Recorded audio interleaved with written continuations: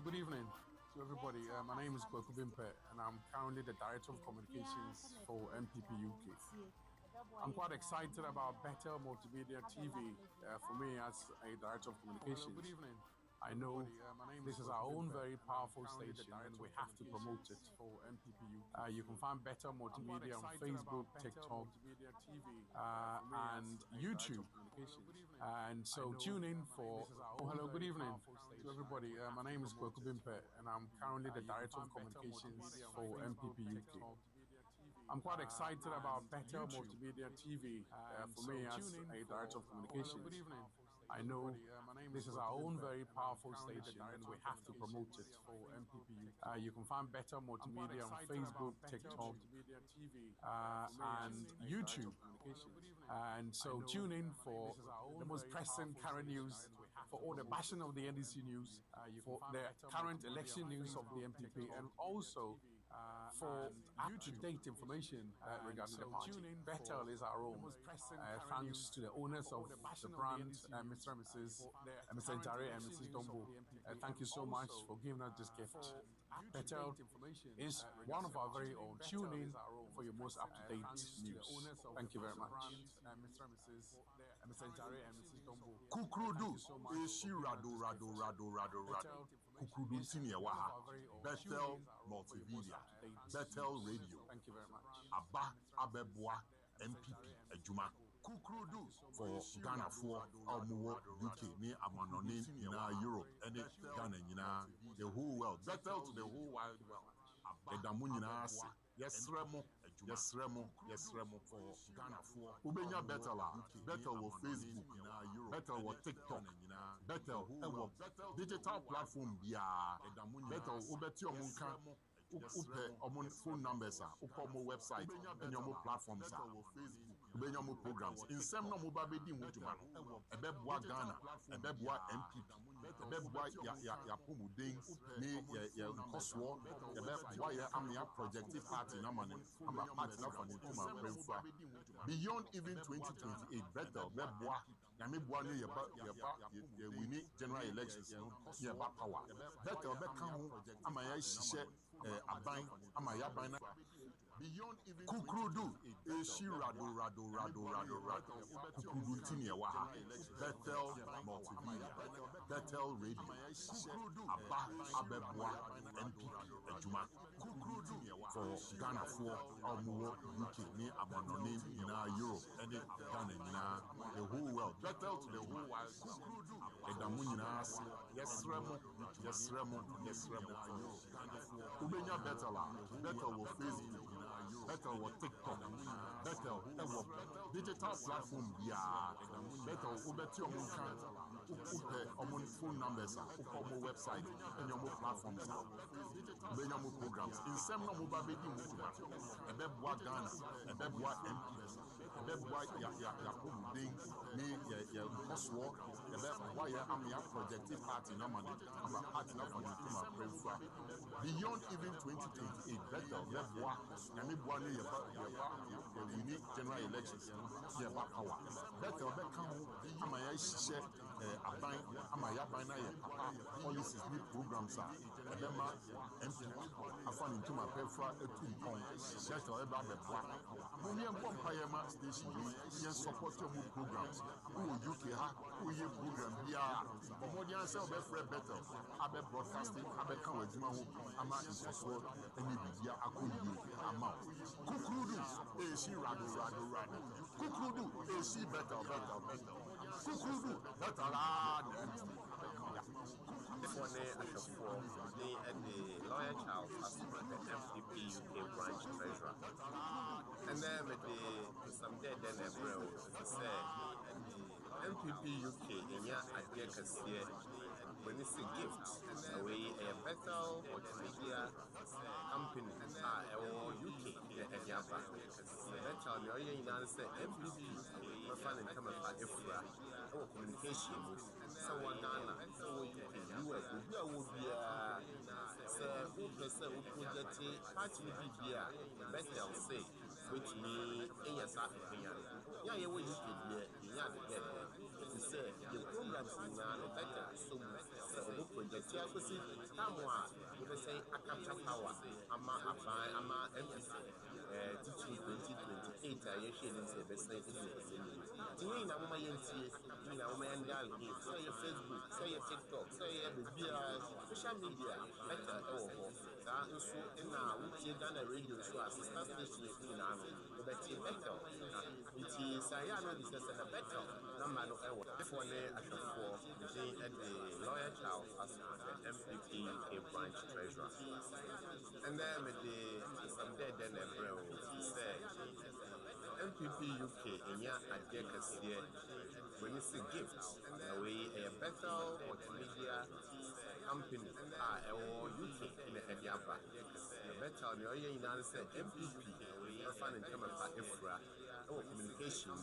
Someone Ghana, so we US, the year will be a person who project party be Bethel say, which me in your side opinion. Yeah, you UK dear, and yeah, the dead. They say the programs in no better, so we project here for it. You say a capture power, Ama NPP, teach with 2028, I actually say the same thing. Today, now, my NTA, now, my say your Facebook, say your TikTok, say your social media, better, so in now, we Ghana radio show, sister stations in Nano, but better. It is, I know this is a better number no ever here. Now, of course, Facebook and watch it better. Now, who better party, some common no air, I need not fat and so we are not into power, closer and pack, and I'm also in a better. And yeah, I've been a project party, and I'm also in a party aside about power. Until modernity, or modern share, a better about in the state forever. Better coming up in the state.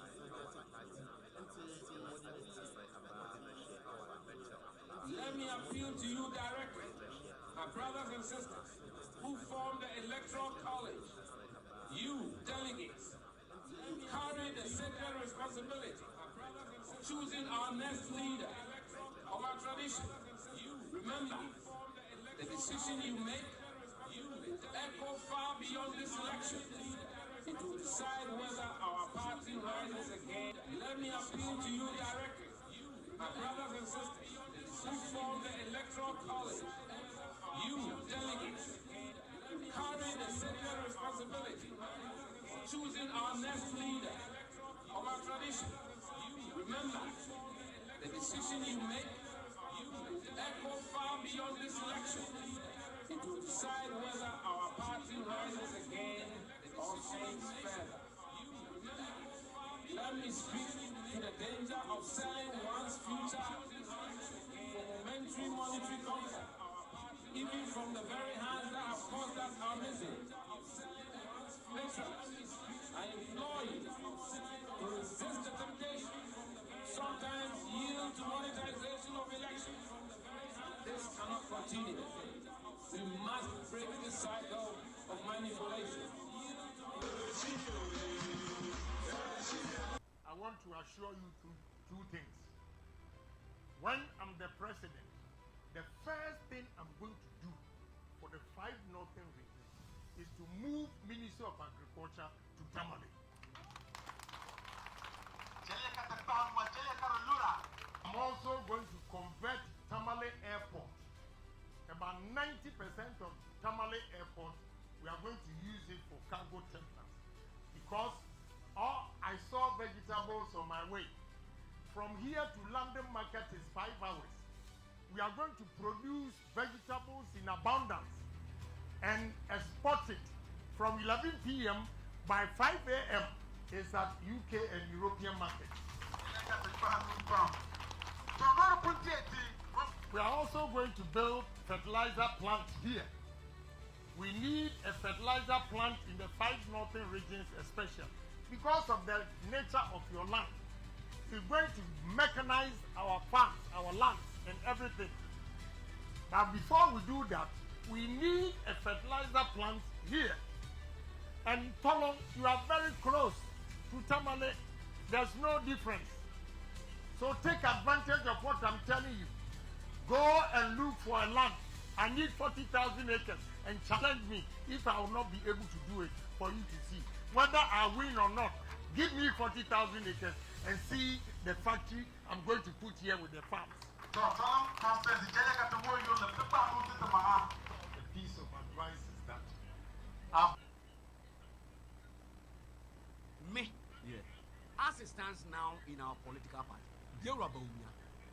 any Japan, there is nobody who can tell me, say, from the research that I have done, a form for Omunimekasa, and there is no two ways, say Omumianu, Bakunebaba. Is it the race is to you, the race between the two? Baumia and Kennedy. Between the two. Is it Omoma Kennedy and Omnia Day? Obiaba Betroni Dean, Obiaba Betroni Dean, and for any influence, Bia, any change, Bia, and Ma.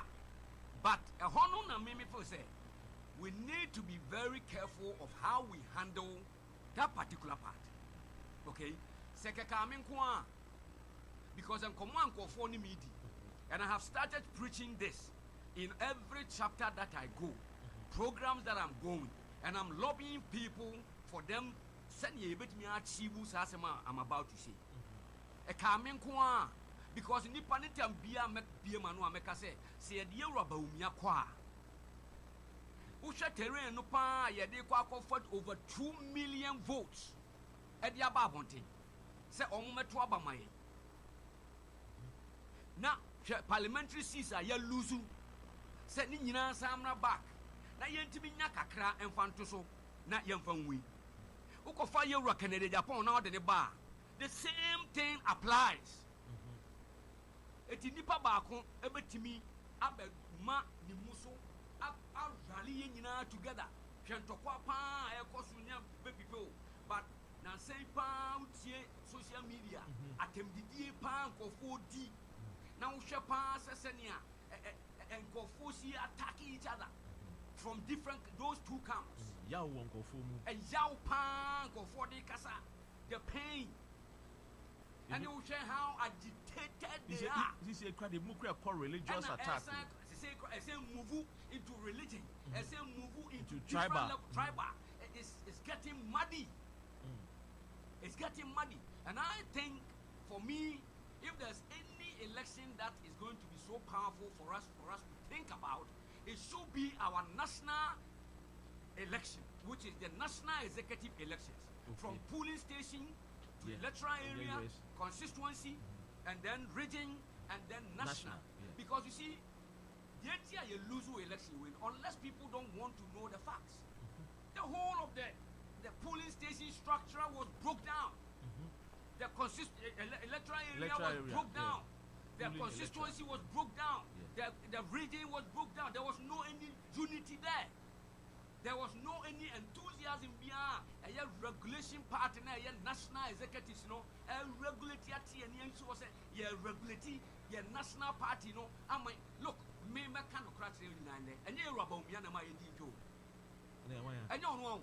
The system idea. Now your polling station, you're very strong. Electoral area, you're very strong. Now constituency, you're very strong. Now region, you're very strong. Now national is the best regulator. Sabi, I do chronic. Yo, I was here for Mama Joe ever better radio and TV show. For some food Thomas on him about watching and I'm motivating. And then you will have Maya Bedim from Argentina or my Ghana. NPP and we are seeing now. Yo, abusuafo mosomfo Thomas Ohineba Boachini. Me wo ha ene nwumre a ye aba badwendwen oman Ghana ho. NPP ene wiase nyina. Aha ye Bethel Multimedia, Bethel Radio and TV ena masogusu amohwei. Mamemfa kwan nya we so na menchia metiefo ne mahwefo nyina. Better listeners mo wiase nyina no mechia mu nyina. Mechia NPP UK chapter executives, branch executive, chapter members, identifiable groups. Any ekuku nyina eba eye Bethel kasafidie so. ene ye ba bedi nkomo bebre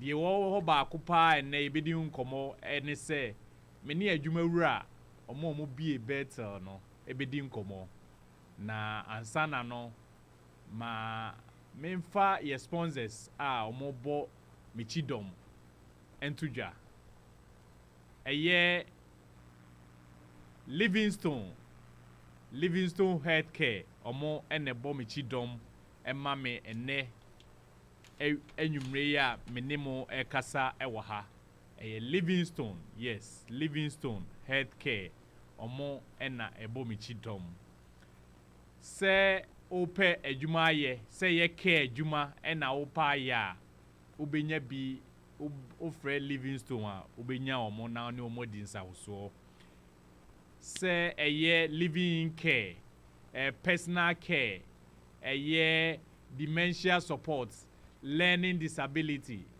care of older people and a specialist care service ni nyina ubenya no eye Livingstone adwuma no obi di waba abrochire COS ye bae na obi di obae na aye basa na wunya adwuma nya frɛ Livingstone for na ombeje oso na omondi wodi nsawoso se part time na opɛ se full time na opɛ ebi wo ho adwuma mpanyimfo no ɛwɔ abadaye enti no ofrɛ omo a omo ne obɛkasa na bibia ɛwɔ ho bia omo ne wo aka fa number we na frɛ Livingstone for na oni omo ni nsawoso 077 532 13683 and 020 33254618.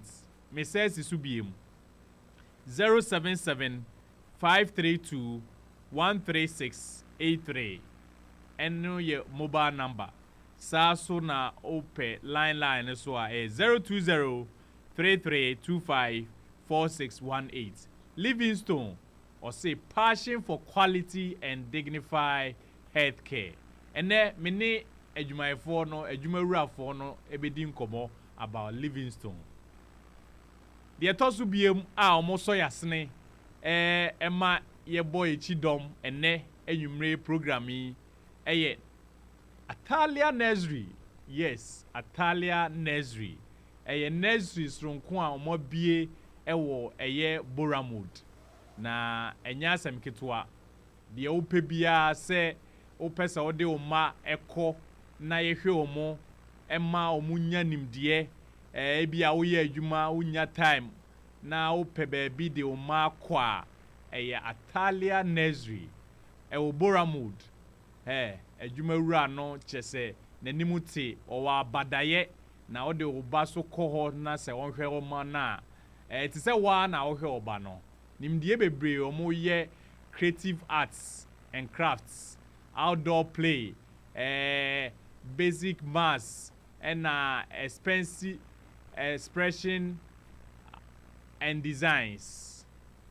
Atalia, open day, ombeyama, say half day na opa ombeyama, say full day, eso na oya, oko holidays na ope say omohe o mama also ombetimi ashe omo amount. Enti frɛ Atalia for omo mobile number ne 0795 801 7732 TBM 079 5801 7732 and a line so ye 0333 8800239 Atalia Nursery into omo Bentok Edgeware Collindale Boramwood Hartfield any Wembley Housing munyina no monfa money nkyerɛ ɛyɛ Atalia na ɔmo bɛgye oso na ɔmo aboawo na ɔmo ahwɛ ɔba ma kama ɛkyerɛ menya adwuma wurafoɔ no na me ne ɔmo adi nkɔbɔ na ɔmo akyerɛkyerɛ onyoma bebree mu kwan a ɔmo bɛfa so a wode ɔba ne ba hɔ a wasom bɛgye ho ɛni adwumakuo mmienu ɛna ɛnɛ ɔmo bɔ me kyidɔm ɛma me de Bethel nkomo edeboa ebremo midamase ene ebusuafo ni bi edi omu birthday yes ene ebusuafo ni bi di omu birthday enya asem keto akra ene me gidi se mia me nua ba de dodo na afre no ye akosua UK odi ni birthday ne enti producer abema ye nya ye akosua UK Lydia ene ye ni birthday me nua ba Lydia me ma happy birthday nyankopon nhyiraw na onye okese onye wakoma so ade nyina ma kwatenten Lydia akosua UK na ofre na amanfo edi nim ne pa oye member ewo NPP East London chapter eho ena osum nti akosua nyankopon nhyiraw onye okese pa ma wa woda pa yo ye wie no na ye ko na otwi program akese ena eba so ene na otwi ye wie ye program a eba so na ye hwe programs a eba so ene yes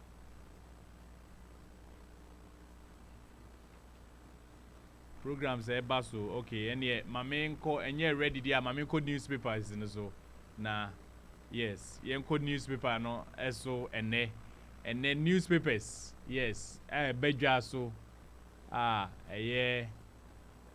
newspapers eba the dailies mama yenhwe de ene eba ye aha Bethel Multimedia obetimi afre me ewo 0754-834-2670 0754-834-2670 emre no so a obenya akwanya na also no wafre na wachire wadwene mame nko dailies ne so daily guide or say akonta mining probe Kwachi Ofosu exposed over false dam claims front page of daily guide so now say I will deliver lasting economy reforms Mahama and can say so na 10 fire officers assault journalists and also daily guide front page. The next one yenko we a daily guide no make police politically neutral for nra ena yewura otikoko so ko for call IGP ho ena odi atudwa and also the same story na na daily graphic or say Asantehene pays historic visit to police headquarters. Asantehene pays historic visit to police headquarters and no daily graphic enim sa so na daily graphic ho na or say at New Year school President Mahama outlines 5-pillar vision, announces major reforms, final IMF exits, and no daily graphic. Yanko. The next one, the source. The source. And also the same story now, contaminating or say Kwachi Ofosu lied about Godfred Odame, the source, and also front page, and also no. So na a year front page now, or say I will make my second term count, Mahama, and I did to Jan, or say I will make my second term count, Mahama. And lawyer drags Cocoa Board to court over rejected RTV requests. And Hasso na Nimho now, see Dombo family distance itself from Brian Champon.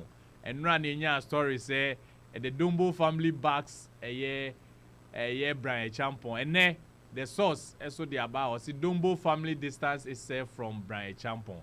And no the source. You called the Chronicle. The Chronicle. Or say Otunfo advise police to build public trust.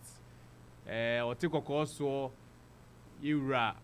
Na say tutu and or there to a year police and him say making sure say year or month move for no ebenya trust momo. Sa so na gold board solidified Ghana external buffers Bank of Ghana and also or there two ejano no. and no ye chronicle and ne the baye. The next one I buy the Ghanaian Times and also Yura. Now I say to Asante Hene story na or say culture must work with law Asante Hene or say culture must work with law Asante Hene. And GJA condemns assault on journalists at Kaswa and also Edieono. And New Year school. We won't backslide in economic gains, President assures. Enkrata we eneba ejaso ene. Sa no pano mesia. Better multimedia. Yes, I repeat enkrata ebe ejaso ene. Enti monhye nso. Ha better multimedia. Obenya na afidie no so better oko Facebook a stream live better multimedia. Obenya no sa so na oko X formerly of Twitter no so as station Bethel eno ubenya no sa so na oko YouTube a eno so yetwagu better multimedia oko Instagram so a ye better.multimedia and na WhatsApp no so ubenya 0754 834 2670 we mo ne social media handles a ye di edijuma enti hyɛ nso na se wako follow ye especially on Facebook no mon follow ye on Facebook ye to aso program no so say upcoming programs no I ready ye producer bema menya outcoming programs no se no so nye ready a meko ahoma no so na mahwe me mpanyufo ene me ni ombedi nkomo se omo aye ready a Chairman Louis yene ni bedi nkomo all the way from Manchester chairman yene ni bedi nkomo ene saa so ne yene nipa no bebre bedi nkomo enti yebehwe se ibinya Chairman Louis wo ho a yenyenyan aha Bethel Multimedia, Bethel Radio and TV.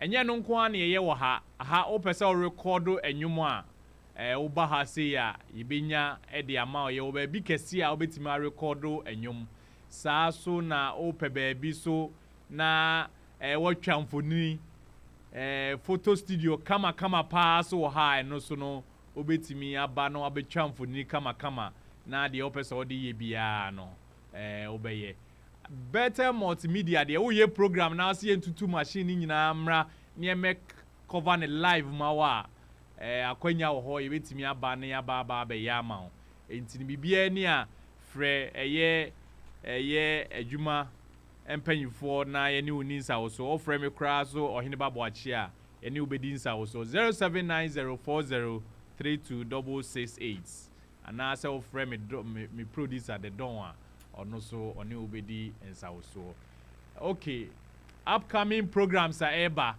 nyankopon ya adom a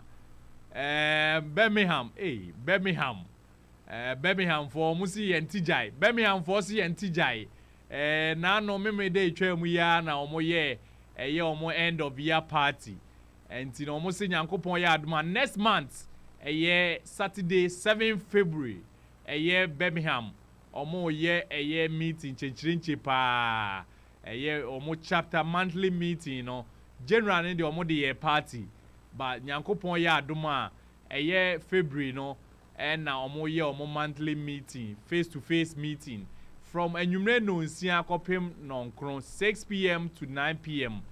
NPP Birmingham chapter chairman one in town down no at the meeting chenchirinche pa ebe hihye so into wo Birmingham any around na ba bibia wo bia no obetimi de ho akọ John Birmingham chapter say opese o tro din so a obetimi afre chairman one in town na oni obedin sa wo so na wa tro din ana say obefre the youth organizer for Birmingham chapter any other executives na ombeje so na omo ahwe na omo tro din na obeye member of Birmingham chapter. So na nyankopon ya adoma on Sunday 18th January Ampaye Bedwa NPP UK branch general meeting UK nyina ye koshia wo Domino Center na ya ye meeting chenchenche pa we chapters ni nyina na ye hia wo Domino Center enti enye chapter bi na ye meeting ye nyina na ye hia enti no the 4 London chapters north south east and west ye be hia ye nyina ye hia wo saa so na omo wo ho Birmingham Reading Leeds Milton Keynes Bristol Telford Luton Reading any Liverpool any Central Hertfordshire ye nyina ye be hia wo Domino Center nti enyi hu film chapter executives ne chapter members nyina no mu nyina mo fa mo ni nkire Domino Center nyankopon ya adoma Sunday 18th January na meeting 5:30 p.m. na meeting no ye de ahihye so nti moma ye nyina ye nhia nyankopon ya adoma Sunday 18th January saa so na ekuo kese pa ba ko ewo UK ha just enya asem keto your friend is Sweet Ladies. Yes, Sweet Ladies. Sweet Ladies. Omu New Year bring and share meeting. Yankopon ya adoma. Kuo no founder ton safro obi bia oni kuo bia join sesa kuo we de wan fa ho join bia na waka akire. Sweet Ladies. Yeah, omu New Year bring and share. Nyankopon ya adoma Saturday 10th January 2026 ewo Housing Methodist Church 25 High Street London NW10 4NE Nyankopon ya adoma nana 1 any executives Lady Afrakoma Lady Margaret Lady Teresa Lady Cynthia any omo aka nyina Lady Sarah omo aka nyina executives ni nyina so omo to nsa afro bibia uniku bia join say fa ho be join Sweet Ladies na oni omeso ne ku oni mu ode yie omo obi o Ghana na omo obi wa Accra Kumasi Sunyan Takrade na omo obi ko Europe no so a omo obi wo Europe saa so na UK ha so no eno na the main premier branch no eno o friend na 1 oni o bedinsa wo so na waje o feso ekuo no emutra na etrent utifie na oni ku bia join afa ho join Sweet Ladies Yankopon ya adoma ekina ye ne the founder of Sweet Ladies nana 1 ebedi nkomo wo fie ha sei yes into Sweet Ladies nyambo ekina Sweet Ladies members nyina no Bethel Multimedia ebe interview nana 1 na ye busa na ekuo no meeting ama ye ba so Saturday say na ekọ die na ekọ so yene nana 1 ebekasa the founder of Sweet Ladies yene ne bekasa nyankopon ya adoma echina ewo efie ha sei yo ma yento aso na menko ahoma no so na menhwese menya me panyini ba ko na me ne nadin sa wo na mahwese ebetimi ni nadin komo a Chairman Louis ono na ye Manchester chapter chairman. Yes, Chairman Louis. Me semenya chairman ono na ye chapter chairman. Chairman Louis, yes. Chairman me majo. Mini ameju so that say. Erade adomi ma official paso. Afi ko betu afi sabre na MPP afano ntoma pefra na all the chapters no so afi ntoma pefra na nyame aboa ne yenya new branch leaders ya ombetima ya adwuma no amana ye fe aya akono sabi atra all the edikafo mobile ye nyina as school dey ye go school aye ko ye ni mu afi bia eti minimi se adwuma emperifo abaye no ye adwuma kase no maye be expect se omo wa ba no omusu de be kwa class 2 timichia obi a abinia yo chairman na mi busa se Manchester ɛhɔ ɛna woyɛ chapter chairman wona woyɛ chapter chairman ɛwɔ Manchester na mebusa sɛ Manchester ɛhɔ te sɛ chairman Manchester they say unim say sabi mpraduasa yeni a yaje NPP out to Manchester ha no obi a do NPP pa ntino na me adom the chapter no kosani a eye pa emu asumdue wo mu no na ye mede asumdue o chapter no mu ya ho odin akosoro sabi ye ho ya akono e Manchester ha no mo e wo mu say your opposition there but now see a teamy various activities especially when there's event in Manchester ha no mo event bia say ye party say ye kokofo omu invite NPP chapter of Manchester am baby enu nti ama say bi ye ho ya akono o Manchester ha pa nti no wo hwe ya ho de no nyame adom akosoro se de say akobia na akosoro pa ti Manchester de ye chapter nyame adom ye gira ye na so bo ni bia ni ano yo me da CP chairman em say me hu say activities bebre ekọ so last year no ewo Manchester chapter me hu say the youth organizer mo organize youth conference that wasn't the first one the previous years no mo and the last year so no mo sa nti na me busa say nyankopon ya adoma afia yesimu yi bibi wo ho a mo be ye nhihye bi wo ho a ma ya chapter no mo be ya na nyame adom afiwe no emperifo a yedi kore nim o Manchester ha no mo ase atin said kwese de be na otwe ye kwa akodom your program nyina for the year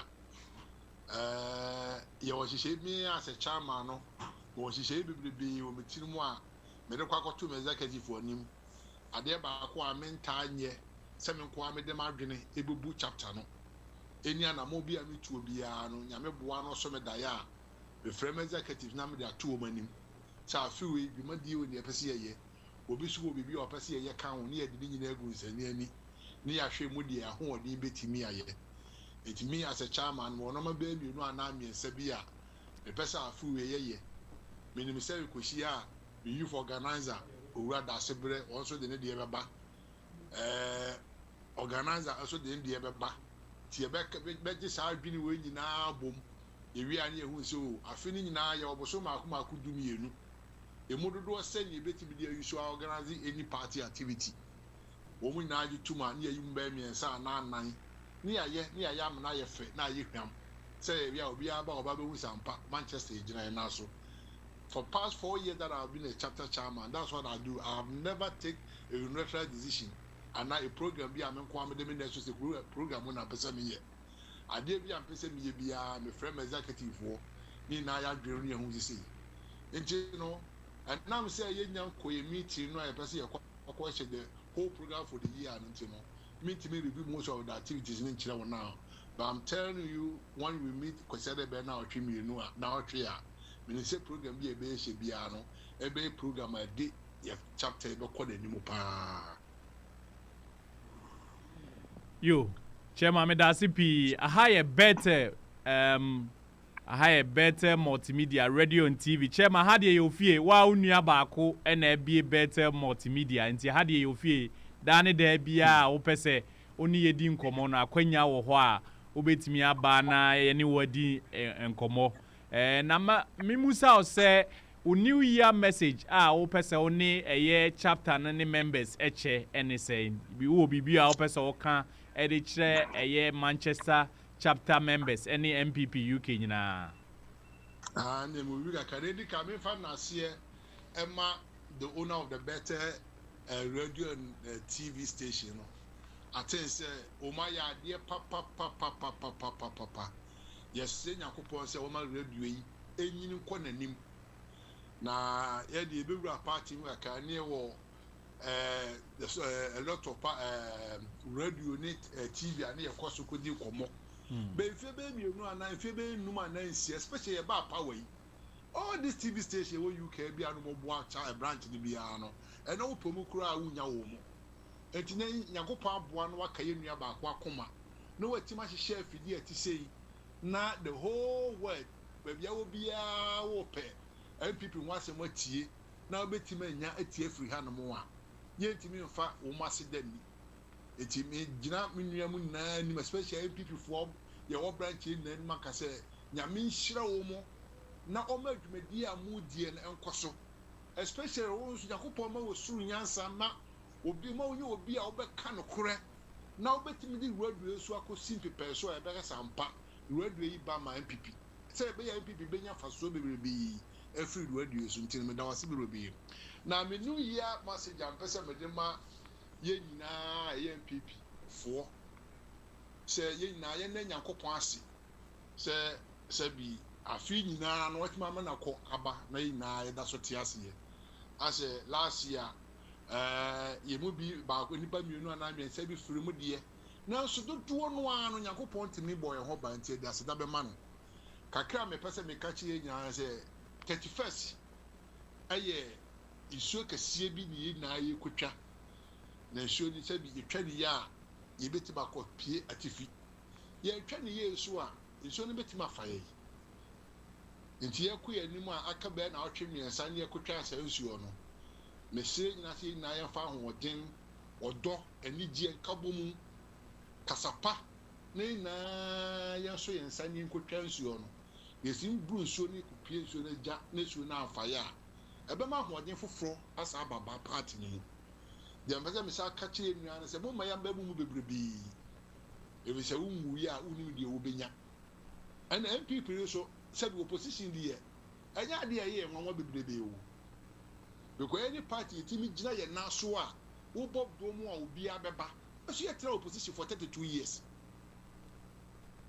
ye benya akonwa ne kura sɛ di ye no ye sa akotra efie nwɔtwe enti going back to opposition no anya de sɛ bi NPP fo ayi ye nwanwa bebrebe kenya de anka amasa benya kwaba sa we don't need to lose so much hope say afi ye betia da bebrebe mo ma yekeka ye ho sabi ye won fie na da yanim ye won fie nwɔtwe da yanim se ye nwuma ye ne etimi perko anim kane ne etimi ma the right person be the party no a ebi ne fere kwa ye ntra more than 4 years no na e betra kwa ne 4 years no in Manchester chapter so kakra mpesa me ka chom na so obi a o ye adwuma o Manchester e bia especially executives me do mu nyina ase because ebo o ma boa me ansa na ma me chama etuma be chama no se me ka manu ntimi nka nwie me fro ma no pa awie anwumre o mu de odo ebetum ni ka ba betie de me ka se me tumi na sa ade o na mpesa me ya obia se mpo bi okwa na me chia mpokura no a o mu abetra so be boa ama ade na me ye na yi timi da mu nyina se me se nche ne yeso ye de ahenni e ba te Nyankopɔn se ye nkotena fie na foforo meto aso a ye betra se Manchester no ye ma obi anim gu ase ye be se leadership se future man ales so ebeduru mi so party ne da so dira ne na so no saa na new leadership bebe bia no ye ne ewo mu dada ye be boa wo mu amom so atuma so dwumadie no mu na omo di dwumadie na koso te me sero mo obi anya abote no ibe anya dosun ko na o ma party no ye na ye nkoso nya odosun ko ma party especially ye chapter ye Manchester yi if the Manchester there ye ka UK branch ya untimi nye furu ye ka ho bi pa enti dodo na hwe yesua ye enti dodo na hwe yesua na sese ye mu yesuban ye ne ye eni no ma bi eye sonko te mesre mi nua mo Manchester for omo Manchester ye nyina se omo dwumadie bi omo di ma NPP bia no omo ni ma nya akono ye bodon ye fere omo a omo nyina mra nyina ntimi fa ye tiri mu mom na ade bi e be ye po bi e bobo bia no etimi fa NPP enkonanim NPP ye party a ye nyo no e ma ye nim guase bebrebe ye nyo no ntetem fichire ye jo NPP wa kokoduom e wonda so mu party a we so proud to wear their t-shirt NPP tie nua no Manchester nyina misrom so mu koso anso party no mu se do mu sia so mu koso anso bi nya kakra meka che branch na kakra meka che me chapter 4 no yo chema eda CP aha eye better Radio and TV. Your Facebook Live. Actually, no, me read the comments. Yene Chairman Louis Mensa Osaya or Hene Ewo Manchester ene Egusua Yedim Komo. Chairman, Mamimra Weso 2023 Yeko Eko Presidential Primaries na NPP Yeko 2024 de na ye hwehwe no enye no ne baaye Juma His Excellency Dr. Mahmoud Bawumia ne Nana Danko Akufo-Addo boy ni nyina no ye call 2024 election no Ghana for amfa abato amaye 2028 ye sajina akono yes ababa be call election bi mu eye nyankopon ye adoma 31st January ye kwa akoyi kanini a obedi party nanim eye nipa num a omudi aba no ene aprobo a omo no. So far, your impression and now say campaign now more yen say na uhuno chairman. Many campaign now so between the 5 candidates now NPP you no. So we di omo pray na omo fa abedwa no 2028 no. Me feel say ye wo eno be wo ma ankoyi ebi su koyi. Be ye edi pa sebi ye te party na ye nyina ye mfiri ye furu ba kumbe ya pasa ye furu ba kumo ma no de da bia saa keka ne matin otin no ebi wo hono mo na ye mu bi de sabi ye hunu adubo ahen ene kofo edumre bi yaso asantini bi eno ba betime di ade koda ta ne ye pedubo ahen tie ka sansem ni nyina obi eno no tumi betima ba beso asene asantehene campaign at that time, I'm about to buy a campaign near Editia Uraco no. So, be an to me, I was anti-mem, a bit my baba son, a son of a santane. Tina yet to a cow. And so, party no, a doom says will mean that a party need leader. San a duke of force. Any Yura, Nana, Dana at the Dankwa. As may be, but not Nana the Dankwa, that time no swap them cacra, will be a fish who could do a brantier. I quite remember when you course you yane. Oh, no, she are tuning, said you only read. Or Bob Brabone, or Muadia, Yakeka, ya. Ana Uraco buy and Okoye. The same thing, and I go for Alan Cash. Nana swipe the dinner pipimu, a dinner waka see. Yenia or didn't see the 2 leaders so. Where you want Sasso by or Hene, where on this will be a nim, where you on Fata Hiniano. Near can see we are both or sono. Where you read about Kodia, my near paternity. Not and couldn't go up by go friend could be Yaba.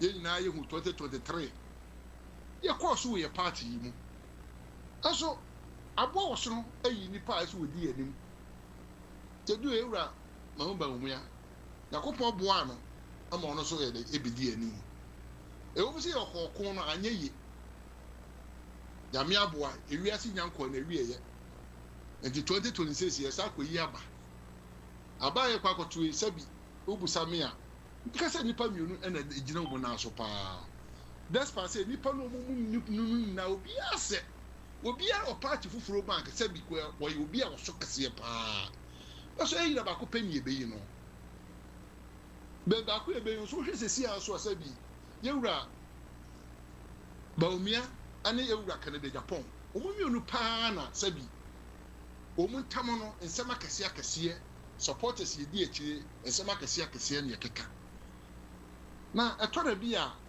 me de ya na me tie akire ya na me hwe ana me so me die obi anu ba bia mo sam ye Canada ni but etore bia nipa mu bi kasa no etore bia na ha adwen kakra say free Canada Japan camp ana efi Bawumia camp no ya na ha adwen because the other day after 31st na NPP me de bia me kasa NPP as Roman Kareke no asori bia be kwa ba na NPP da so tia eti wono mo And you know, NPP say, after 31st year, Nasi ye biano, Nasi ye see a Casadia.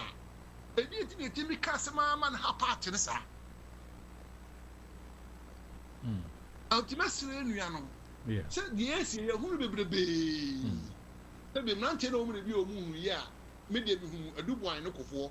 Me won kofo na adana akufuado. Me dana akufuado na ranchera matene. Ana mahu Baumia and Kennedy. Now was through the year. I will be a nipa person who didn't anymore. Yet, guess any panny will be the enemy. Naminia, Macacake na more Kennedy, the Mamma Pasha, Maggie Matin Kakra, a horn. I dare back a hammy pa. A total be a yard and a green home say. A look as if say MPP. We never learn. And at times, they are not having kakra.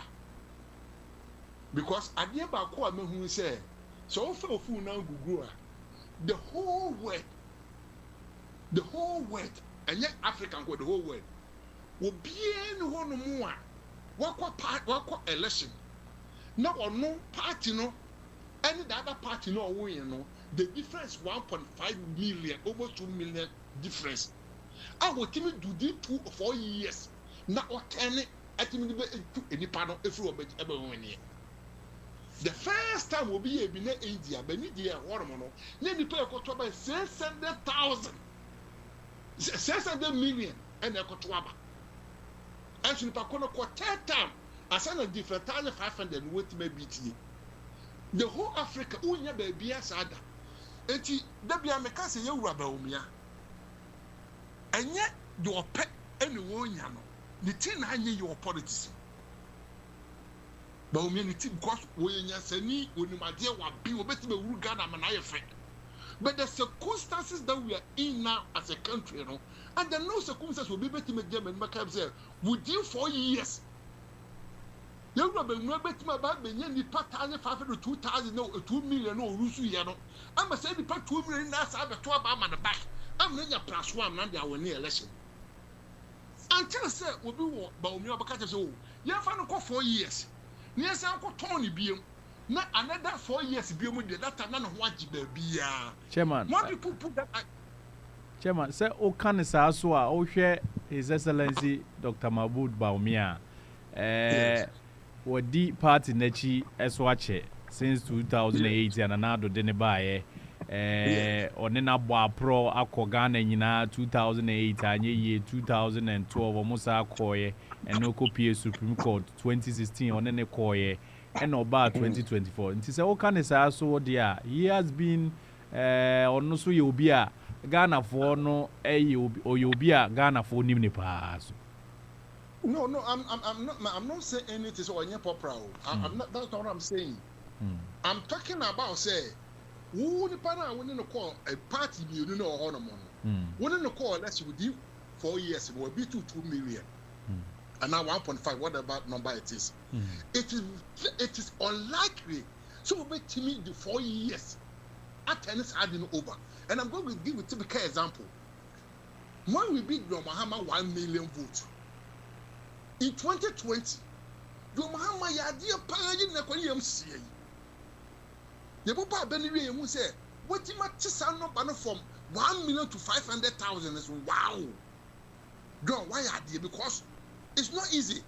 A human now to 1 year, the first time a policy be a been in the whole Africa apart from South Africa. No amount for a boy and some MPP. Your Muhammad Timber take 500 for so. What you might to 1 million for so.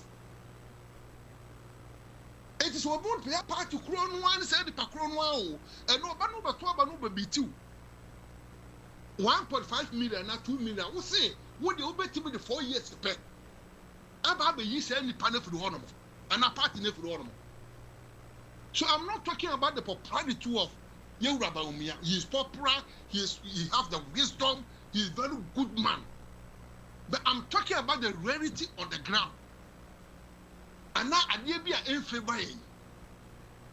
It's 9 people for us here, but yet they are found 2028, Yama 2028 in Quasadia. And the enemy come over so put you about Baumla. I'm supporting Canada Japan simply because minimum second Japan here. And near be a year, the NPP more Ghana for Pamo Yeno, or better be in what for him. But you rebel me, I better what be in what. Chairman, Basho, so yes, our argument in as well. Obisu Becca, Obisu, the other side, and also Becca say, Yura, a year, a compreko Kennedy. Also, said now, also appointments, or a binding. And you also is part of the government. Master, I mean, we are saying about working. I say my question, which is all the water politics budget. Who appointment here? Who put a woo or man? It what he said, and never menu case. You rabbi who with the case, South police with the double me also one person. Meaning, I won't say so, be a casada. Woman, no quite where vice president Kwano, yet to me, who say, I knew a young coy, no one can be. No kind of yanty. Na so no procurative rule who free ade on na na do etra segwe ho ba ye say on dey no one dey one place one no obi a odo ye board or ye board director and now we committee chairman and abeka say do ka ba no you obi no abeka say say na mo obi atia ama sa de na afada because ye na te Ghana in politics di mu say obi ye trade minister kura no a o ka say wo mu a ye be he trade minister ho no modwuma a wo ye de anko yi and ye behe. A dear make us say a young rabbi umiano. I don't miss a Ukacha say and Coraman was a Becas or boy, a COVID the mass out in the buy. But any pass hand in the pay tears, I know a boy at here. I did want a man, a son about the torso. We are who ye. So you got to understand, say, any parade open beer, there be a winner. A bit not 2 people. Say about me, 5 gentlemen. We better be Rugana Magana. But the circumstances, and make what's I don't know, circumstances they will Ghana. In favor, no, it doesn't favor no, and because it's fault. And this is because of what you, and this is because of what me. Yeah. But the circumstances now, you could tell me Russia and Ukraine war, covered me, they could tell me. I'm not any part who say, the magic in economics, and that's possible goes I didn't know. One Timmy, I'm a magic in a mammy changing. But anyone know what, then I'm going to debate me obey. Go board on this for, and you who secure this year now, or Muboke, and you rubber man is shaman buy. One is shaman buy. So people like us don't know a bit about the politics and a bit about NPP. They say, well, maybe I say the pay be our year, or you give me baby. But the circumstances that we live now, it does not favor you. So let me tell you this. You know, say, we will have 1 minute, we will have now who are the power of politics and economy. We build a economy there, but we are the power. So, do you want to tell me, say, you couldn't see 4 years here, 2028? Now, NPP force here the economy in the campaign. Who can say, yeah, I'm off for a toy. You will have many DNA, and you will have made a economy or Baby in the year. Who's the Ghana for a budget added up to? And that time we have to be truthful to ourselves. Say the circumstances near home say no, any situation near home say no. It does not favor young rebel me. It's simple as that.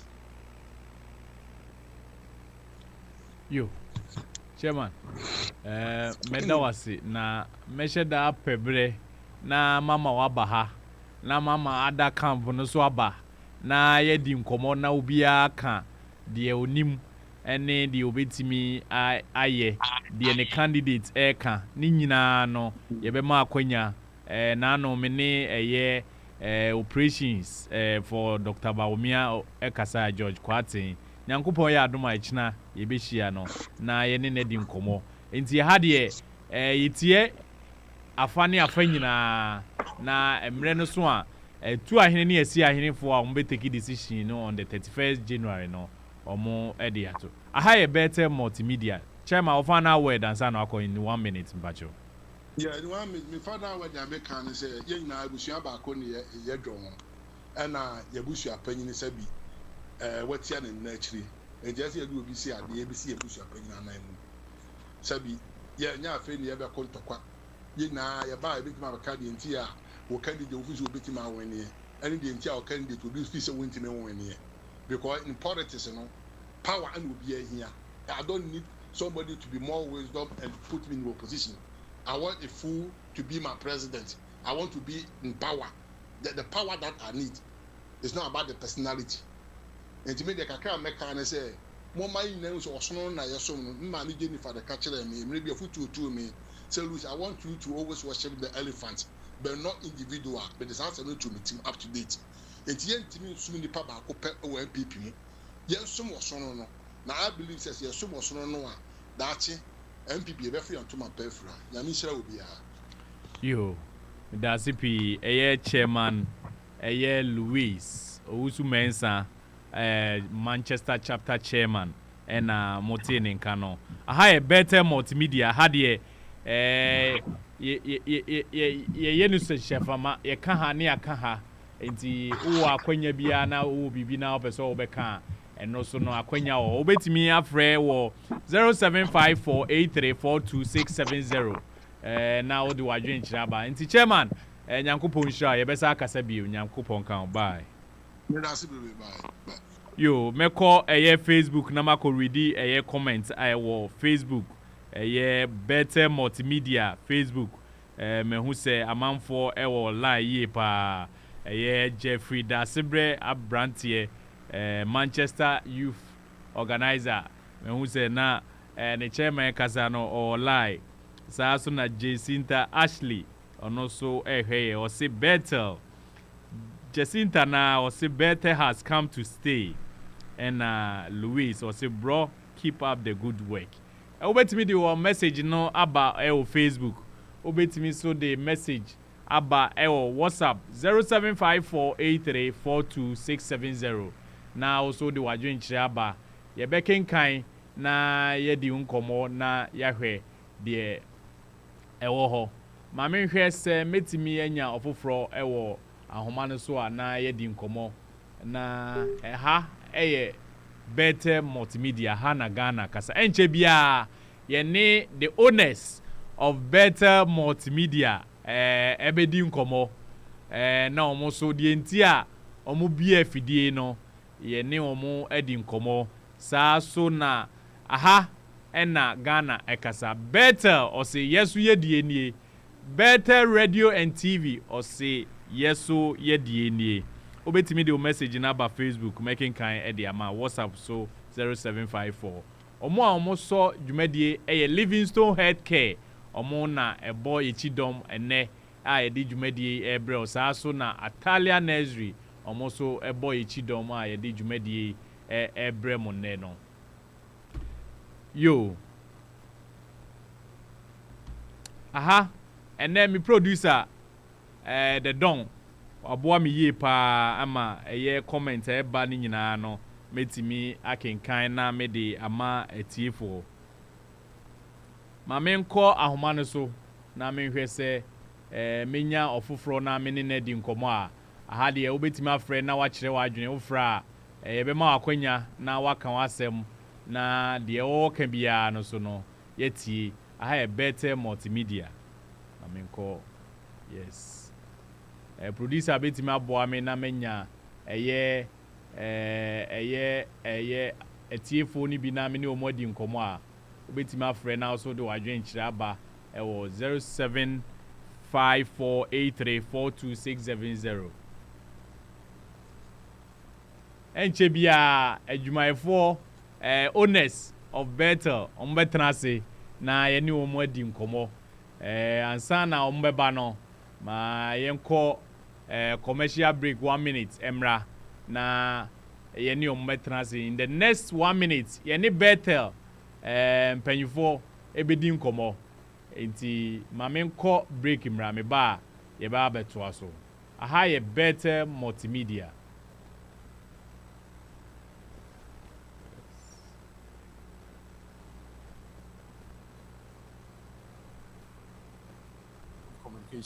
For NPP UK. I'm quite excited about Bethel Multimedia TV. For me, as a director of communications, I know this is our own very powerful station and we have to promote it. You can find Bethel Multimedia on Facebook, TikTok, and YouTube. And so tune in for the most pressing current news, for all the bashing of the NDC news, for the current election news of the NPP and also for up-to-date information regarding the party. Bethel is our own, thanks to the owners of the brand, Mr. and Mr. Jare and Mrs. Dombo. Thank you so much for giving us this gift. Bethel is one of our very own. Tune in for your most up-to-date news. Thank you very much.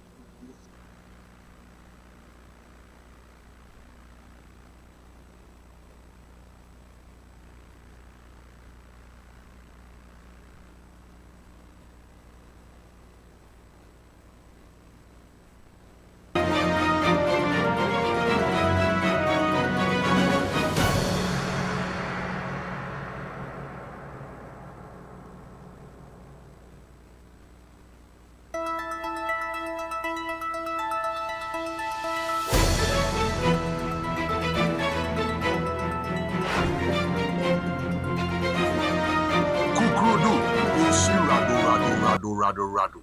Kukrudu ntini ewaha. Bethel Multimedia. Bethel Radio. Aba abeboa NPP ejuma. For Ghana for Almuwo UK ni amanone nina Europe any Ghana nina the whole world. Bethel to the whole wide world. Yedamu nina ase. Yesremo. Ubenya Bethel wo Facebook. Bethel wo TikTok.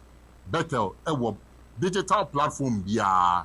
Bethel ubeti omunka upe omun phone numbers uko mo website and your platforms ubenya mo programs insem no mo babedi ho dwuma no ebeboa Ghana ebeboa NPP ebeboa ya pomuden ni ya nkoso ebeboa ya amia project party na mane amba party na for ntuma premfra beyond even 2028 Bethel beboa na meboa ne ya win general elections no near power Bethel be kan ho ama ya hihye aban ama ya ban na ye papa policies ni programs ebema NPP afan ntuma pefra etumpon Bethel eba beboa mumien bompayema station we yen support your programs wo UK ha wo ye program bia bomodian say obefre Bethel abe broadcasting abe kan wadwuma ho ama nkoso eni bibia akoyie ama kukrudu eshi rado kukrudu eshi Bethel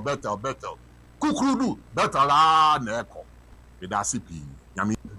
Hello everyone, Yefemi Adlin from Northampton chapter, member of NPP. Bethel has come to stay. Obia fana fidi into anon tie. Ebeboa ye nyina me no nyina. Have a lovely day. Bye.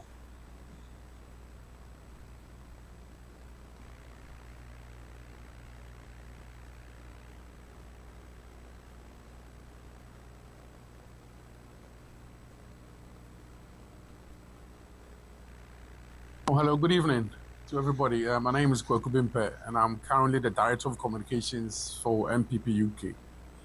I'm quite excited about Bethel Multimedia TV. For me, as a Director of Communications, I know this is our own very powerful station, and we have to promote it. You can find Bethel Multimedia on Facebook, TikTok, and YouTube. And so tune in for the most pressing current news, for all the bashing of the NDC news, for the current election news of the NPP, and also for up-to-date information regarding the party. Bethel is our own, thanks to the owners of the brand, Mr. and Mr. Jare and Mrs. Dombo. Thank you so much for giving us this gift. Bethel is one of our very own. Tune in for your most up-to-date news. Thank you very much. If one Ashafo, within the lawyer Charles Asma, the NPP UK branch treasurer.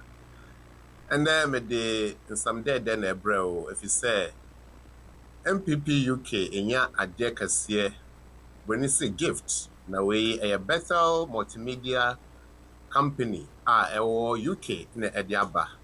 A Bethel the oye in say NPP, refan in Tamapa Efra, our communication move. So Ghana, so UK, US, baby, I will be a say, oh, person who project party in BBA, Bethel say, but me, in your side opinion. Yeah, you UK, dear, you're the dead there. If you say your programs in no better is so, say, over project, I could see Tamwa, you be saying, I capture power, ama aban ama MPP titiri 2028 a yɛhwɛ anim sɛ ɛbɛsan adi nkonim biom. Nti yɛn nyinaa moma yɛntie, yɛn nyinaa moma yɛn dial in, sɛ ɛyɛ Facebook, sɛ ɛyɛ TikTok, sɛ ɛyɛ baabi social media Bethel ɛwɔ hɔ. Saa nso na wotie Ghana radio nso a sister stations no nyinaa no wobɛtie Bethel nka. Nti sɛ yɛ a na obi sɛ na Bethel number no ɛwɔ he, na wokɔ Facebook a na wacheck Bethel. Yo, atiefoɔ ne ahwɛfoɔ yɛasa aba bie ɛwɔ Bethel Radio and TV. Aha, ɛna Ghana kasa. Ɔse Bethel na wagye so yesu yɛdie nie. We yesu yɛdie nie, yɛdie aba. Enti ɛnɛ ampaya ebedwa wɔ ha, mewɔ adwumayɛfoɔ owners of Bethel Radio and TV. Mame kan sɛ Bethel Multimedia because ɛnyɛ radio ni TV ni nko a. Ada enyoma so ka ho.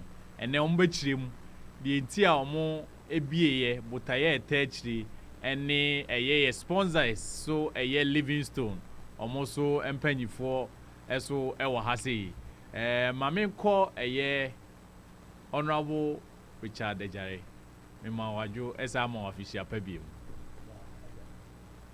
na bibia boko de ho adom ye tiasi ya Onyankopon ama ya hoden na emoje die mo afisane ne de because nyameni na di te dia seda be mo twadi ampo yo me gidi se enche bia na eye Bethel Radio ebaaye na eye abefu pa ekra be 2 weeks 3 weeks imuni na Bethel aba na me gidi se ba na ebaaye no so aba be boa eye NPP na mibusa o botaye nti a ode bie eye station any say botaye I see many so titiriwa ne say ye wo krom ha number sometimes no enye niema ekoso wo krom ha nyina na asa niema ekoso wo ye krom ena yete ena obi wo krampo ne ye adwuma na obusa wasem bi na se woka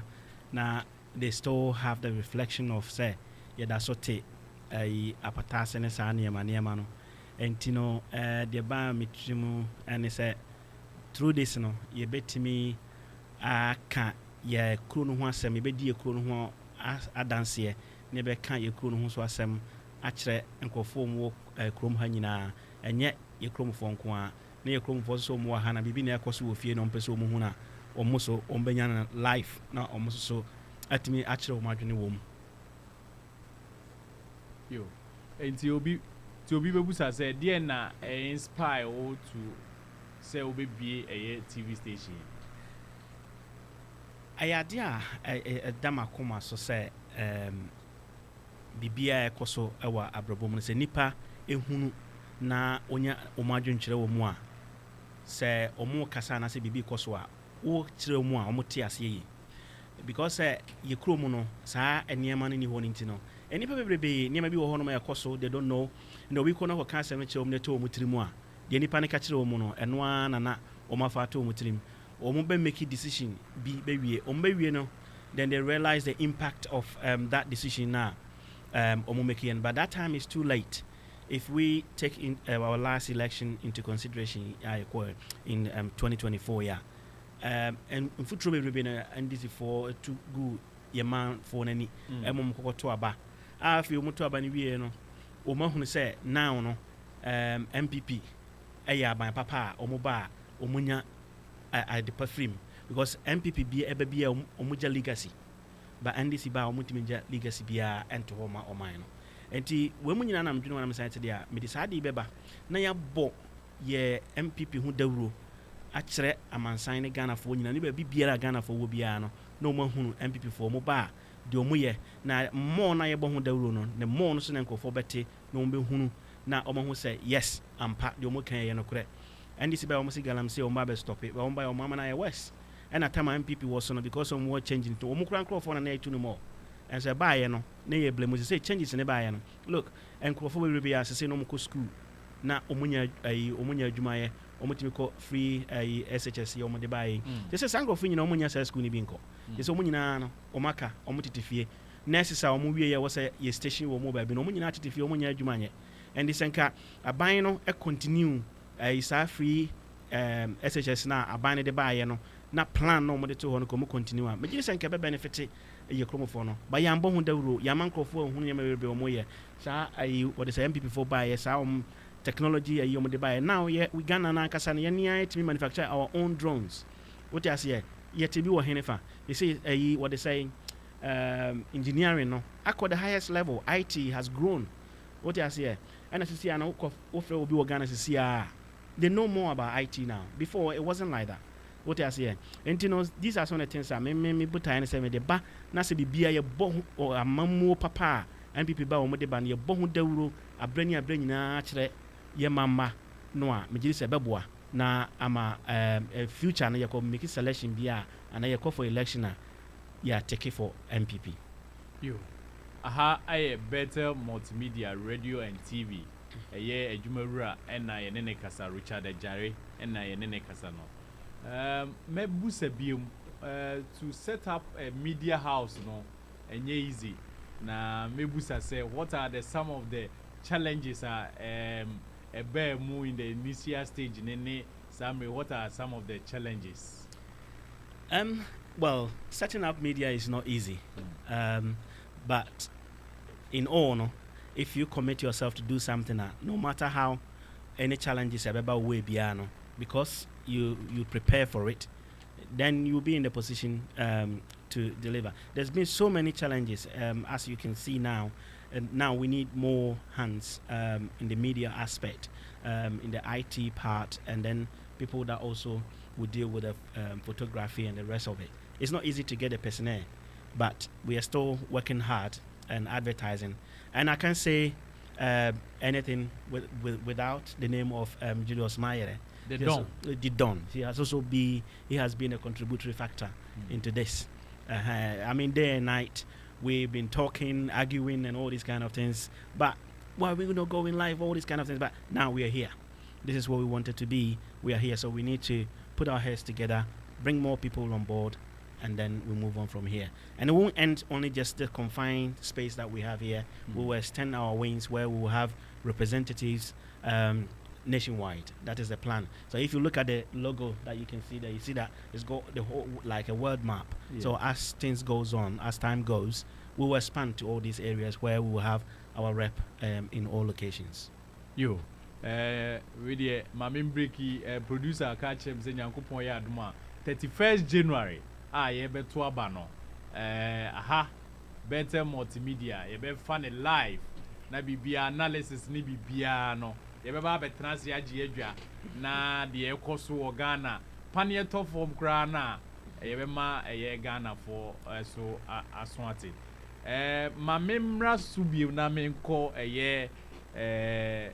Madam Mercy Dombo, Mrs. Ajare, Anna Bachopi, Mimajo, Eba Bethel Radio and TV. So, yeah, official pound where there. And then a chain that all bright to see ya. You, it does say what Jaja. Now, your sponsors, Bako, a Livingstone. Na mi ojide se wo na woda ano na Livingstone e na mo ye e wo ho na e hot say na wo betima ama ye hu Livingstone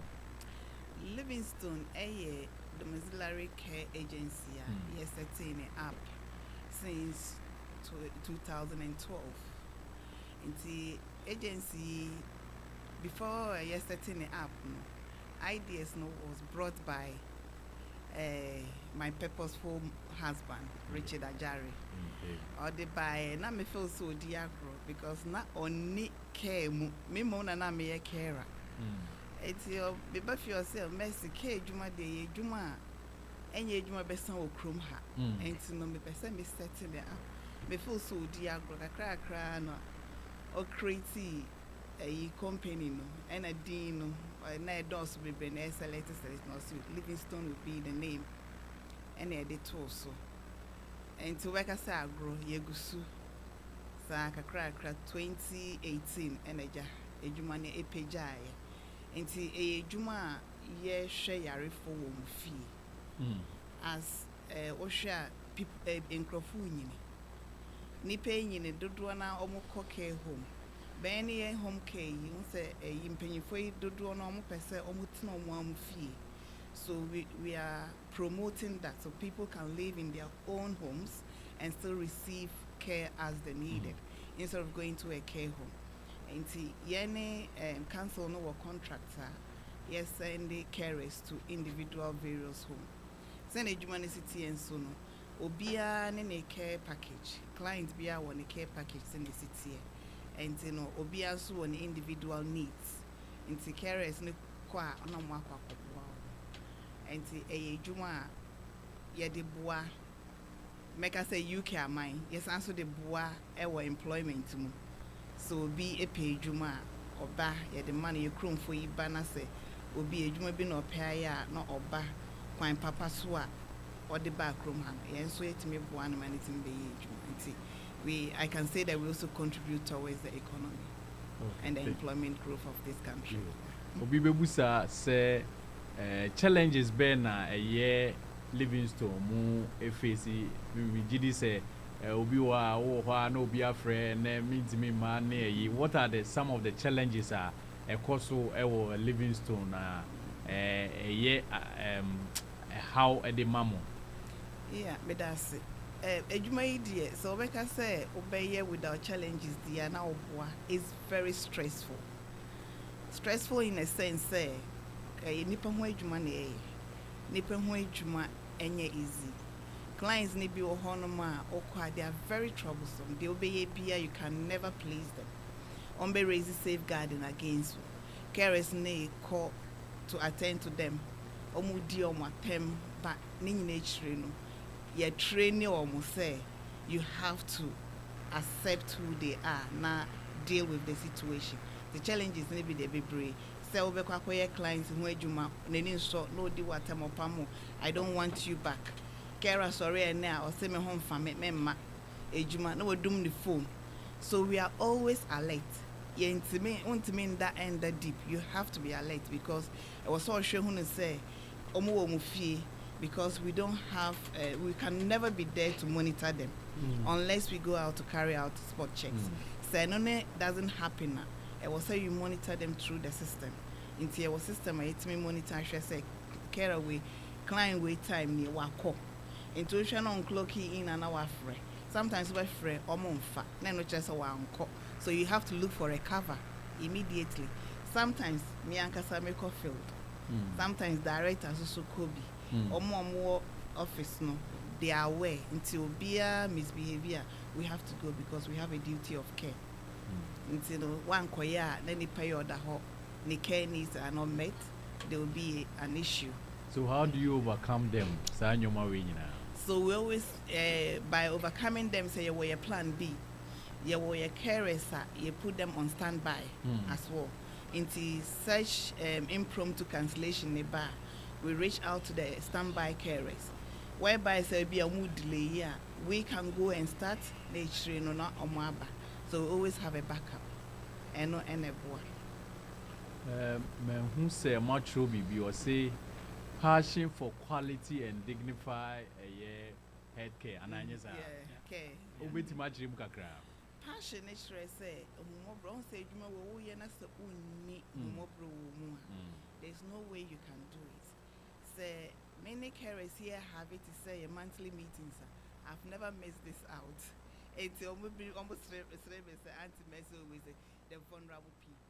I always bring it in by letting them know that you can never be a carer without a caring heart. So before you be a carer, you have to be caring before you can be a carer. And yeah, because of the scan, but because of the scanning here, you will never deliver. Even at all, if we are paying them £1,000 an hour, we are doing nothing because it's not easy. So people will be fee.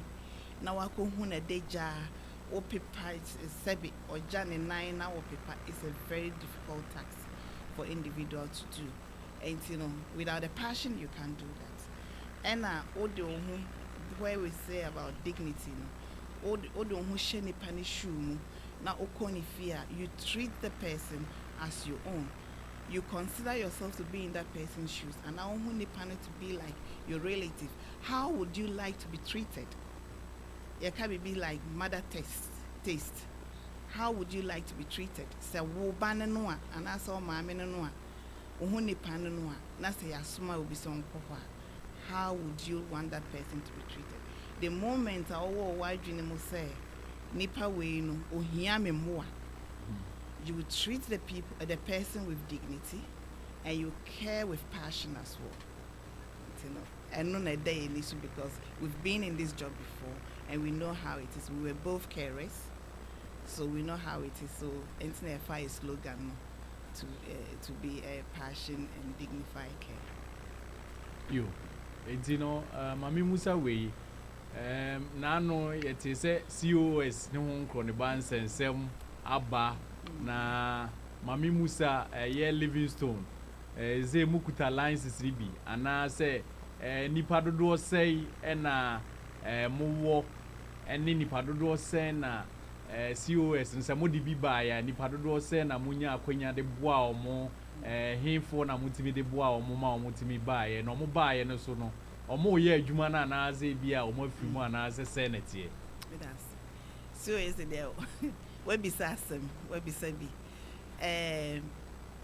ye kwanye bia ye nya ya eboa ye kromfo eboa adwuma no so but see I know sometimes me name say whether I should call it a blessing or a curse because implications no I don't also be brave ama it has brought a lot of setback away adwuma mu ye hwe Bibiana Livingstone Gina without COS na Gina in pa.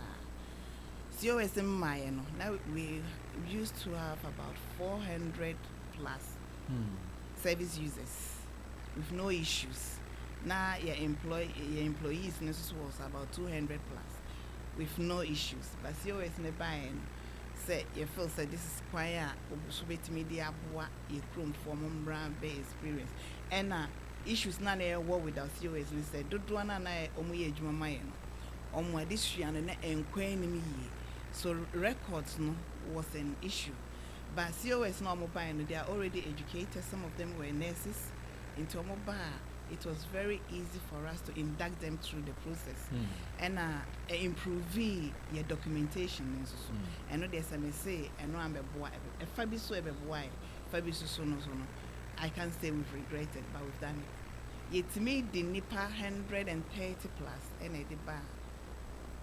A Ghana for a be a Ghana for a be Asians for a be so Indians, Nigerians, not only Ghanaians, but majority no a Ghanaians and a deal mobile. Boy, I bet ye chrome for Casa be brave, see and in Kralans necessary.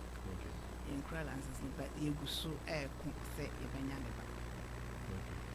Enti no zisia no obi wa bonten na uti Livingstone akwanya wo se obi pa adwuma obetimi aba be join mo ana yeah zisia ye wo vacancy no and a lot of people are trooping in Sanka daytime now by a lot of applicants are almost back to the office now.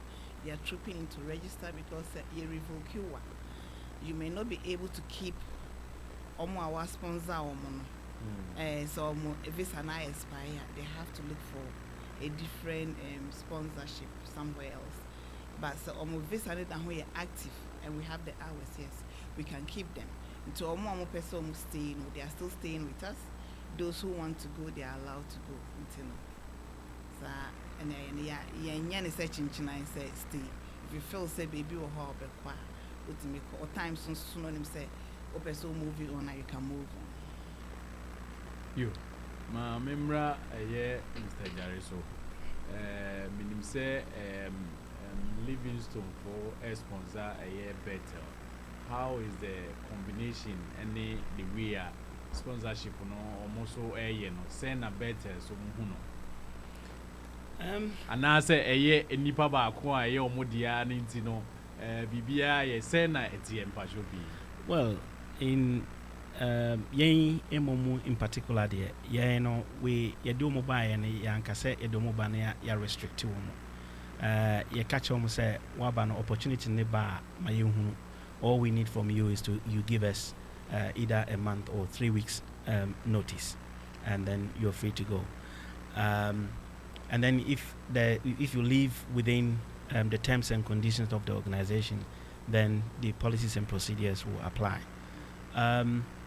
Say yebebo hu dawro say the city because the me meka fa ho an say ye kromfo no maba wo buy butai bi na si so na buy na o say wo ba be ye adwuma no pe bi dia ko krom enti the me meka fa ho so o mon kan o ma no ntum because kasa ne dawso ena kasa na o mo kasa ne nyina na ene na ma sa revocation ni suspension ni the ka ho ne nyina no eba because tamana enkrofo enkasa na everything was running smoothly and the actually enkrofo ko make complaints no more reach out to other government bodies no any other and na come back by back no so sisia no wow no company sponsor and say revoke sa company you go to look for another COS why nya COS o mo catch us a free crony and you then why your papa and that's why your body and these are some of the things that hunu but yanya this platform no so no you be use this platform so the educating crowd for say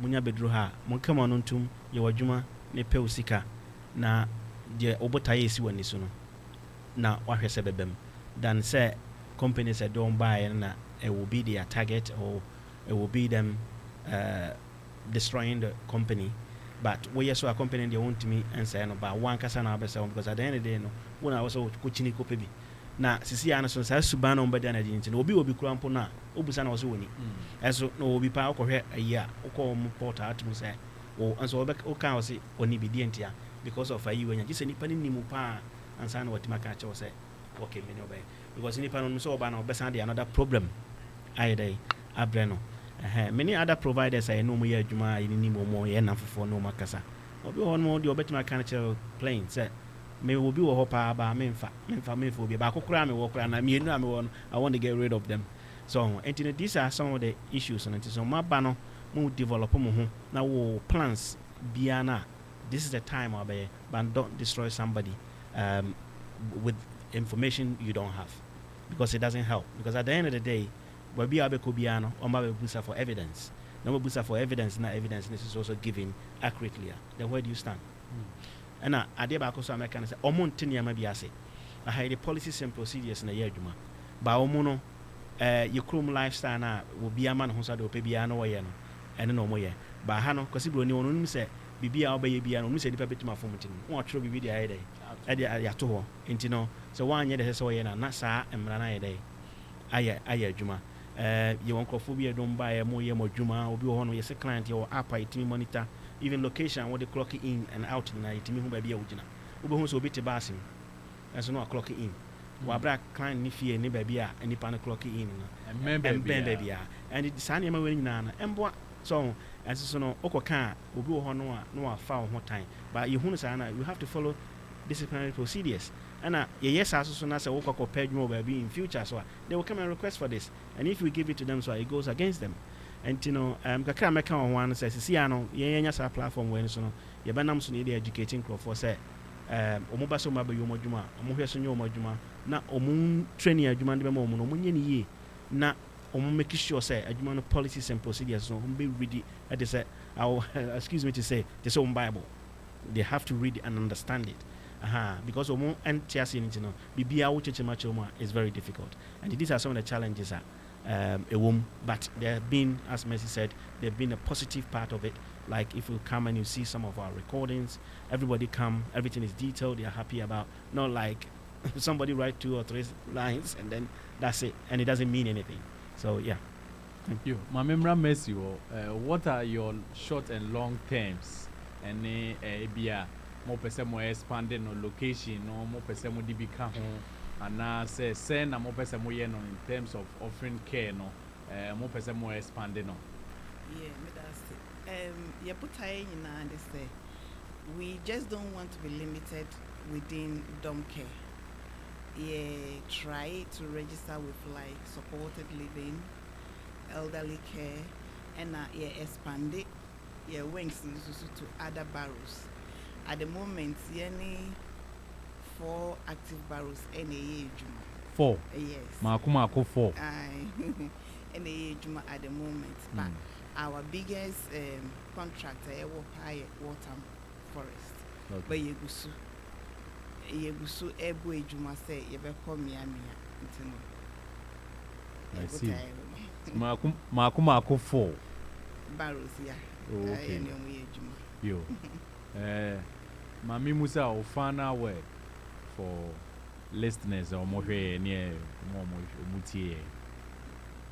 Yo, etiefo yedamase bebre say maya sutie ede amaye nyumre momre yedamase me message amede be mamo no say mo amoye carers na mo amo oni care business nsusu say edwuma no nipa ho edwuma ene yeye ho edwuma ye din enti ye nkoye edwuma no because say ye pesika nti ye nko na emfa yakoma pa emfa nye edwuma no ye care with passion ye hu no nkrofo ye yarefo ye yehwe mo anse omo amonyare nko because of age nti no omo nti ene ehwe na ye hu no se daachi bi se yen so enyini duru saa na say ene pese ye carers be treaty tie kita saa adwene na it's not all about the money but rather to deliver the service with dignity and passionate care and me message I made the bema etifo.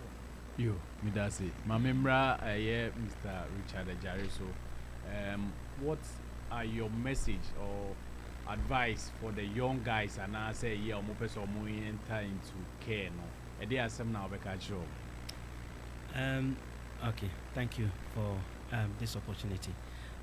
What I would say to people who want to enter into this industry is a demanding sort of business, and sometimes you got to choose between your family and the work, but commitment pays all.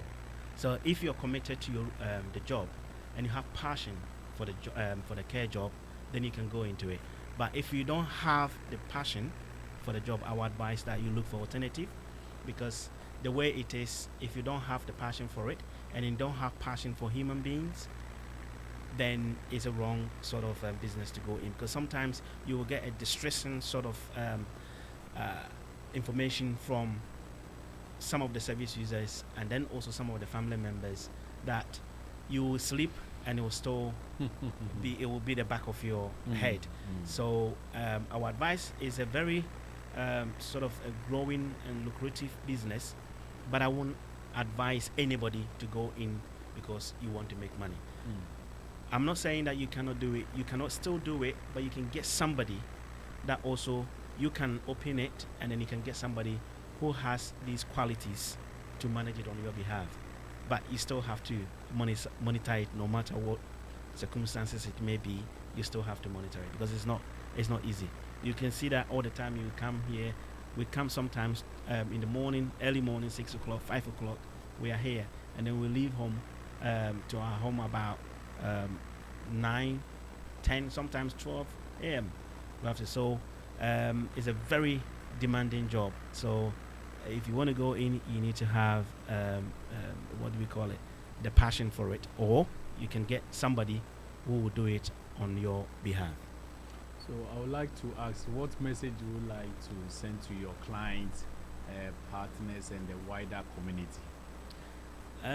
What I would say to them, that Livingstone is growing as we are expanding our wings to other areas outskirts of London. I would say that if you bring your care to Livingstone, you are in a safe place, because Livingstone treats all their clients with respect, dignity, passion, and we make sure the services that we are providing to our services is outstanding. And that is all that I can say. And we train our staff to the level that is beyond the duties that they have to perform. And anybody that have worked with us will testify. Any other organization should go, you have maybe 6 modules of training. When you come here, you will do about 29 different modules, each of different levels. And that actually tells you how we educate and how we train our staff to meet the policies or the slogan that we use to our service users. Thank you. Yo, for yeah, Livingstone Penny for and I'm in your moody in Comono. Mr. Richard Ejare and Mercy Dombo, Mr. and Mrs. Ejare, and Mini Omudi Nkomo. Na haye Bethel Radio and TV. Nyankopon ya adoma yebekọ so ani omodi nkomo aha so de yebie ya pono de ama obia opese oba ha bia na oni Livingstone fo be di nkomo se radio TV no so na opese obeye program bia na se opese oni yebedi nsa so a eno so akwanya ho enti mami musa Mr. Jare your final way when it comes to the Bethel no say what bi wa promo ama obia se obia timi ba na obeye bibi o ha na se sen na opese oye no mpacho pi o particular people bi a opese o mo ba ha ana se sen na opese oye no mpacho pi ansa na obeko no me de me kan say ye bie aba say obia wo ne ha obi ana say o program bi o so de ba no opese obeye na advertisement bi a obetima ba yensi obia kwan. And we don't discriminate. Anybody from any background can come and host their program, but all depending will be scrutinized first. But if it's something that we can allow that the program to go live, then we will do. We're still recruiting. We have most positions available within the studio as we're growing. We've opened now. The testing is progressing. We've seen that all the challenges that we had from the beginning has minimized. So we are on the right path now. So it's just the personnel that we need to boost. And then it's a place also for politics, especially MPP. So MPP, if anybody have any agenda, anything to discuss, they can discuss with the team, or Hiniba, and Don, myself, or Mercy. And then they can bring it on board if they have any advertisement or educative programs that they want to bring on board. They are more than happy to join. Thank you very much. Bethel Multimedia Radio and TV. Akwenya oho se obetimi aba na waba programs na. Mefa akwenya we so na mada Jumawura Livingstone, Jumawura Moase. Omo aso na omo bie Bethel Multimedia no so. Na ha no enye radio ni TV no kwa your recording studio so ha ene wo ba bi so a opese o twa pictures so a no so akwanya wo abetimi aba be twa picture dipanyifo medamase say anwumre munya abrema ye na etimi ni mu atwetwe nkomo migidi say nye ne first time ni last time I be di nkomo ebe ko so ani edi nkomo na de ekoso wo manga na NPP UK ni adwuma mu nyina ebe di hu nkomo ntimi damase pi aha Bethel Multimedia abusuafo aha na edi dwumadie no besi na da foforo nyambo akina ebeto aso ewo Bethel nkomo de ye bibia bi wa ye politics ye di nkomo emrasem bibia bi ewo ha sei enti ebre no so a ye benya kwanya na wo obia so de na asem aba na ye di nkomo nye politics nko ama me nko Facebook no na me hwe comment ni bi we chema one in town ye come Nkomo ID can di earlier on no say Chairman Louis refused to come. Oh, Chairman, why in town with the my friends here say na me TV also we no obaba be dim komo kakra enye hwe enti no aha Bethel Multimedia yegusua ye totonyoma or Facebook or obetimi the message number so na WhatsApp no so 0754834260 aha na yedi dwumadi ni besi na ansa na yebekọ no ma me fa me sponsors na ntudwa me sponsors ntudwa omo a ene omo bo me ho ba machidom na omo bo a me ma program ye kama successful no Atalia, yes, Atalia Nursery, omo Boramwood, Atalia Nursery, omo Boramwood, timo amo Boramwood, Collindale, Hendon, Bentok, Edgeware, Hartfield, and Watford nyina no mbetimi de moma akọ school ewo Atalia Nursery na omo beje wo so na omo ahwe wo kama ope Atalia Nursery baby a omo wa friend number yi na ni omo ni sa wo so 0795 801 7732 0795 801 7732 sa so na 0333 88000239 omo beje wo so ofre mi ankasa menua ba ma de nyina gifty obeje wo so na wahwe kama sa so na Livingstone, yes, Livingstone so eboaye Livingstone Healthcare or say passion for quality and dignified healthcare. Livingstone omo so no share living in care omo ye personal care dementia support, learning disabilities, care for older people and a specialist in care service ni nyina omo ye or say passion for quality and dignified healthcare.